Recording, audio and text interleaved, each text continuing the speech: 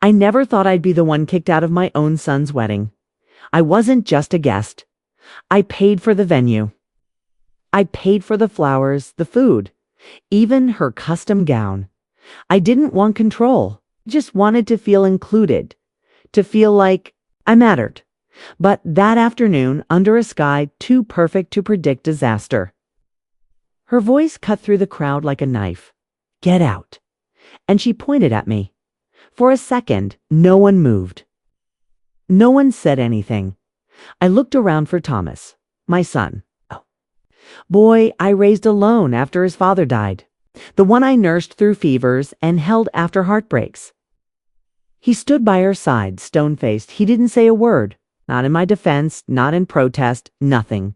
So I walked out, past the tables I had paid for, past the guests who didn't even know my name, past the son I no longer recognized. I went home, took off the lavender dress she made me buy, sat by the window and cried harder than I had in years. Then I picked up a pen. I wrote her a letter. Because if she thought that screaming at me would be the end of it, she was wrong. I may be old, I may be tired, but I am not invisible. And I refuse to be used like that ever again. My name is Margaret. I'm 68 years old, a retired school teacher, a widow for nearly 2 decades. I live alone in the same house where I raised my only son, Thomas. When his father passed, Thomas was just 10. I remember the way he clung to my arm at the funeral. Promised him that day I'd always be there, and I was. Every parent-teacher meeting, every scraped knee, every heartbreak. I was there. I worked double shifts, gave up vacations, skipped buying new clothes for myself just to save for his future. And when he got a scholarship to college, I cried so hard I had to pull over on the drive home. He was my pride, my purpose after. He graduated. He started working in finance, moved to the city, called every week at first, visited on holidays. And though I missed him every single day, I always told myself this is what good parenting looks like. They fly. When he told me he'd met someone serious, I was thrilled. I thought maybe this was the next chapter. I thought maybe I'd be part of it. But I was wrong. The first time I met Julia was over lunch. Thomas had arranged it at a little cafe near their apartment. He said she was nervous to meet me. I wore my best blouse, brought her flowers, and smiled. Like it was the most natural thing in the world. She was beautiful. Perfect makeup, not a hair out of place. She shook my hand like we were in a business meeting, called me Margaret instead of Mrs. Green. That should have told me something. She talked mostly about herself, her job at a boutique PR firm, her yoga instructor, her love of French wine. Thomas barely got a word in. I asked how they met, and she laughed. "We swiped right," she said, sipping her latte. I smiled, told her it was lovely to see him happy, and it was. But something about her felt ... cold. Like everything was rehearsed. She never asked about Thomas's childhood, never asked about me, didn't want to hear how I raised him or what his father was like. It was as if his life before her didn't matter. Later that evening, Thomas called. "She liked you," he said. I wasn't so sure, but I told him I liked her too, because that's what mothers do. We smile, we support. We stay silent, even when our gut says something's not right. A few months after that first meeting, Thomas called to say they were engaged. He sounded excited, nervous too. I congratulated him, told him how proud I was. I meant it. Then came the planning.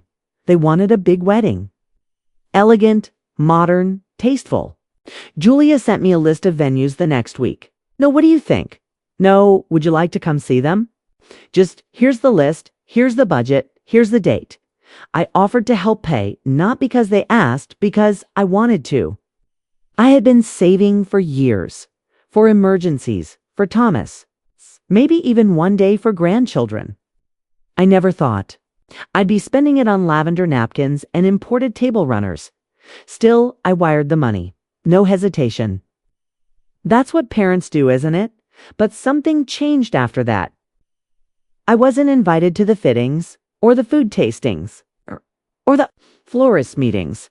Every time I asked, Julia would smile and say, "Don't worry, Margaret, we've got it handled." Even the seating chart, I had to ask where I'd be sitting. She brushed it off with, "It's all still being finalized." Thomas never stepped in, never noticed. Or maybe he did and chose not to get involved. One night I told him I feel like a guest, not family. He paused and said, "It's her day, Mom. She just wants it perfect." I nodded, hung up, and sat in the quiet for a long time. It was clear. This wedding had a place for everyone except me. The morning of the wedding, I woke up before sunrise. I hadn't slept well, but I still got ready carefully. Lavender dress, silver shoes, the pearl earrings Thomas had given me for my 60th birthday. A car arrived to pick me up, as planned. When I got to the venue, the staff barely acknowledged me. I asked for Thomas. They said he was getting ready and couldn't be disturbed. Julia, she was in the bridal suite. Occupied, they said. So I waited in the lounge alone, watching the florists rush, the staff fix chair ribbons, watching everyone do their job like I wasn't even there. Finally, a coordinator came over. "We need to move your seat," she said. "Why?" "It's just a last-minute change." She didn't explain. I was taken from a front table and placed near the back by the exit doors. My name card was handwritten while everyone else's was printed. I sat down anyway. During the ceremony, I watched my son walk down the aisle in a tailored gray suit, smiling nervously. He didn't look at me.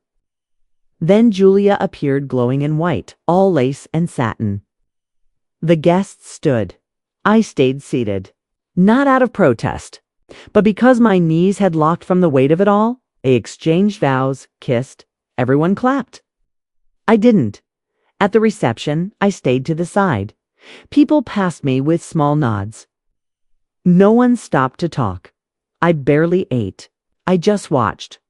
At one point, needing air, I slipped out onto the terrace. It was quiet, peaceful. I thought I could disappear for just 5 minutes. That's when I heard her voice behind me. Sharp, loud, full of venom. There she is, spying again. I turned. Julia stood at the door, hands on her hips, bouquet tossed on a table. "Get out," she said, loud enough for everyone to hear. "What? You've been hovering all day, making it about you." "This is my wedding. You're ruining it. Get out." The music stopped. Heads turned, cameras turned, and Thomas. He didn't speak. Not a single word. Just stood there. I straightened my shoulders, held back tears, and walked out the same way I came in alone. When I got home, I didn't cry right away. I took off the lavender dress, hung it back in the closet like it hadn't been worn. I made myself a cup of tea I didn't drink. I sat by the window for hours watching the sun go down. No call came. Not from Thomas, not from anyone. The next morning, I received a message from Julia. Just one line. "Please transfer the final payment today. Vendors are waiting." No apology, no explanation. No mention of what she had done to me. I stared at the message for a long time. And then I did something I'd never done before. I picked up a pen and wrote her a letter. Not out of anger, not out of spite, but out of truth. "Julia, yesterday you humiliated me. You treated me like a stranger at my own son's wedding. You asked me to leave the very event I helped make possible. You made it clear that I was not welcome, not as a mother, not as a guest, not even as a human being. So let me be equally clear. You will not receive another cent. You may have married my son, but you will not marry my silence. Consider this my final gift, freedom. From my money and from me." I folded it neatly, placed it in an envelope, and sent it. It was over. After sending the letter, I expected more messages. Angry ones, demanding ones. Maybe even a call from Thomas. But there was nothing. Just silence. At first, it hurt. The kind that sits in your chest like a stone. I kept waiting for him to knock on my door to say he was sorry, that he hadn't known what to do, that it all got out of hand. But he never came. A week passed. Then, too, I cleaned the house, donated old clothes, started cooking again just for myself, not waiting on calls or visits. For the first time in years, the quiet felt peaceful. I planted new flowers in the garden, lavender and white, like the wedding. But this time I chose them. One evening I looked through an old photo album. There were pictures of Thomas as a baby with cake on his face. Him in his graduation cap. Him and me side by side. He used to smile at me like I was his whole world. And now I was nothing but an obstacle to his wife. But here's what I've learned. Love without respect isn't love. And motherhood doesn't mean servitude. I lost something that day. But I gained something too. I found the courage to say, enough to draw a line, to remember that even at my age, I still have worth. And I don't need to be invited to someone else's table when I can build my own. 3 months later, I moved. I sold the house, the one filled with memories and silence, and bought a small cottage by the coast. Nothing fancy, just enough. Room for me, my books, and a little garden in the back. I joined a reading club at the library, started writing again. Once a week, I teach a group of elderly women how to use email and video calls. We laugh a lot. It feels good, Jarly. My grandson from Thomas's first marriage still calls, still visits when he can. One day he said, "Grandma, you're glowing." Maybe I am. I no longer check my phone waiting for apologies. I no longer explain my decisions. I no longer beg to be loved. A letter changed everything, not for them, but for me. It reminded me that dignity doesn't scream. It speaks calmly, writes with grace, and walks away when it's no longer welcome. And now, when I sip my tea, still warm, finally I smile, because I may have been thrown out of a wedding. But I walked into a life that is finally completely mine.